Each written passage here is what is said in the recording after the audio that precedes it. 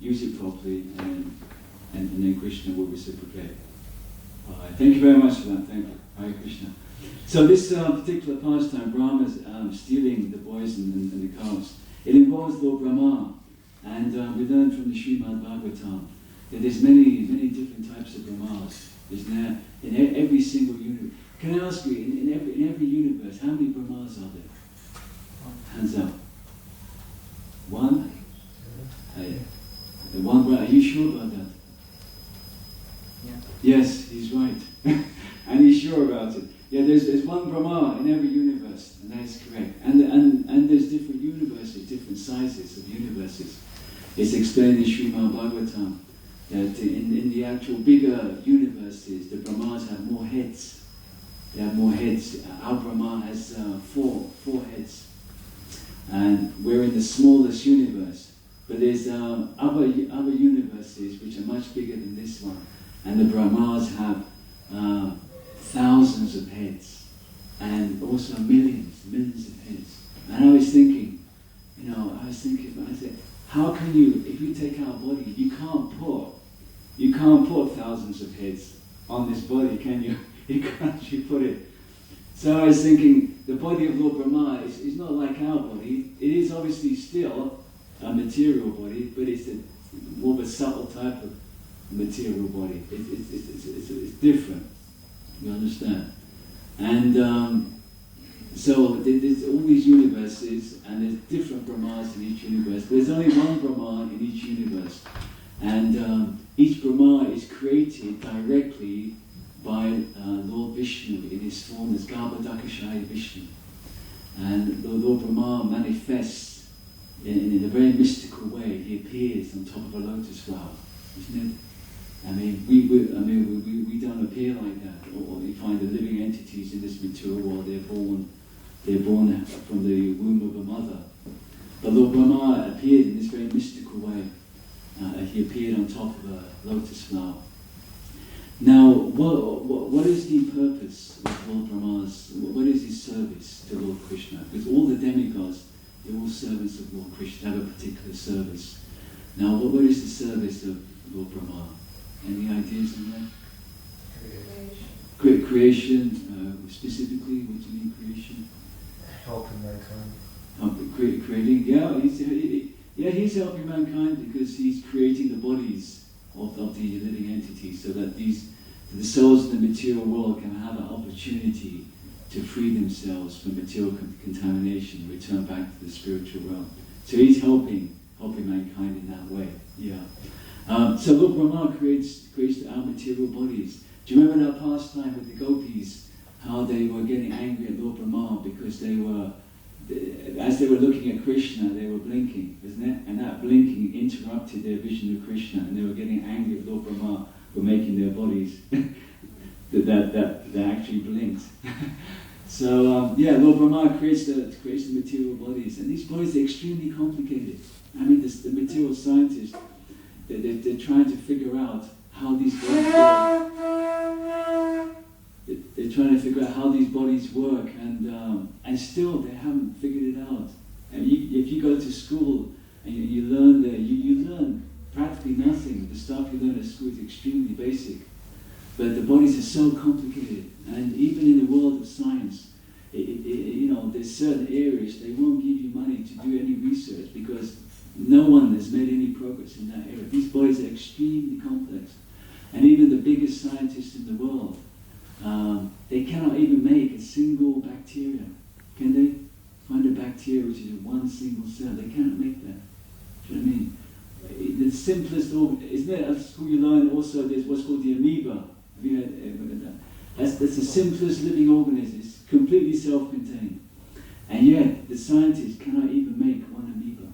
You see what I mean? That's how complicated these bodies are. They're extremely complicated. And therefore you need someone with quite vast intelligence like Lord Brahma to make these bodies. So this is the service of Lord Brahma. Now what happened in this particular Leela? Lord Brahma came and he stole the calves and the cowherd friends of Lord Krishna. The actual scene was that Krishna and his friends were going to have lunch by the bank of the river Yamuna.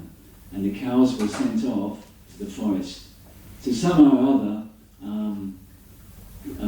they were wandering off. Some of the cowherd boys expressed anxiety about the cows. So then Krishna said, okay, don't worry, I'll go off and fetch them. So he went off.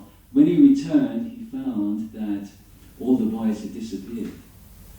And obviously he knew that Lord Brahma had taken them.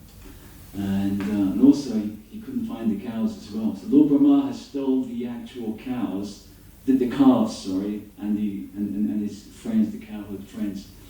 And he only did this for a moment. It's explained in the Srimad Bhagavatam 10th canto. He just did this for a moment, you know. Just like when you're walking into a crowded room, you bump into somebody and you say, sorry, excuse me. Do you know what I mean? It was like that. He'd just taken the cows for a moment. Suddenly he realized he'd done something wrong, and then he came back. But because he's a demigod, his time is different from our time. And therefore his moment, that one moment, was a year, it was a complete year in our time. So the cowherd boys and the calves were away for 1 year. So what happened was that Lord Krishna, to obviously, well, the reason Lord Brahma did this was because he's in charge of the mode of passion. He's in contact with the material energy. And because Krishna's material energy is extremely powerful, Lord Brahma somehow thought himself, being the topmost living entity in the universe, also extremely powerful, and wanted to test his mystic power on Lord Krishna. But then when he did that, took away the calves and the cowherd boys, then he suddenly realized he'd made a mistake, and then he returned them. But as I said, in our time, that was a year. Anyway, meanwhile, because the cowherd boys had to return home, and the calves had to return home to their mothers and so what happened? Krishna manifested each of the cowherd boys and each of the calves, and it's explained in the Bhagavatam in the next chapter that each of the boys he manifested exactly as they were. Their same height, the way they looked, the way they dressed, and also their same mannerisms, their same behavior, exactly the same. And also the actual calves as well, exactly the same. And it's explained that in here it's explained that this is Vishnu expansion. This is not Krishna's energy, but it's an expansion of Lord Vishnu himself.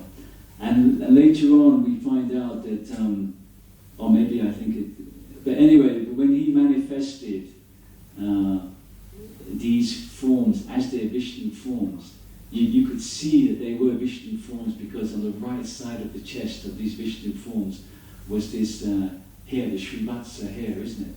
And that indicates that this is Lord Vishnu. So they weren't, as it says in here, that they weren't expansions of Lord Krishna's energy. They were actually Krishna himself, Vishnu himself.